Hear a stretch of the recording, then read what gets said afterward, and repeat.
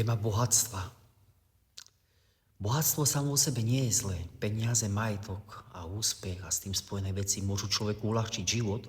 Problém však nastáva vtedy, keď sa stanú stredobodom života a človek v nich začne hľadať zmysel života a šťastie ako to jediné.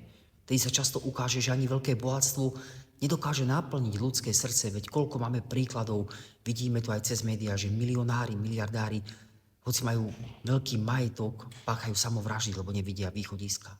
Mnohí ľudia si myslia, že nešťastní sú len chudobní. Pravda je však taká, že nešťastie sa môže skrývať aj za veľkým majetkom, luxusom a úspechom, tak ako sme spomínali.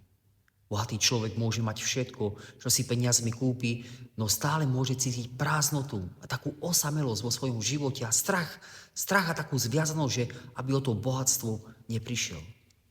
Peniaze nedokážu kúpiť pokoj v duši, ani lásku, ani skutočný zmysel života, preto je oveľa dôležitejšie, aké? No predsa duchovné bohatstvo. Toto musíme na tomto mieste povedať, že viera, dobrota, pokora a láska k druhým, to sú hodnoty. Človek, ktorý má tieto hodnoty, môže byť šťastný aj v jednoduchom živote, pretože jeho srdce je naplnené niečím, čo sa nedá kúpiť. Aj za vojny, aké boli početné rodiny a núdzu treli a dokázali mať pokoj a šťastie. Túto pravdu krásne ukazuje aj bohatstvo o Lazárovi a naozaj toto evanílium, ktoré môžeme čítať aj u Lukáša. Pred bránou bohatého človeka ležal chudobný Lazár, chorý a hladný. Bohát žil v prepichu, obliekal sa do drahých, naozaj šiat a hodoval každý deň, no nevšímal si utrpenie človeka, ktorý bol pri jeho bráne tam. Keď obaja zomreli, ich osudy sa obrátili. Lazár našiel pokoj a útechu, zatiaľ čo boháč trpel. Toto podobenstvo nehovorí, že bohatstvo je samo o sebe zlé. Skôr ukazuje, že skutočná hodnota človeka sa meria tým, aké má človek srdce.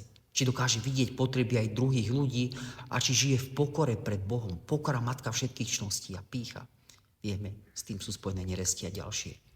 Duchovné bohatstvo teda znamená mať otvorené srdce, byť vďačný, pomáhať druhým a nezabúdať, že všetko materiálne je len dočasné.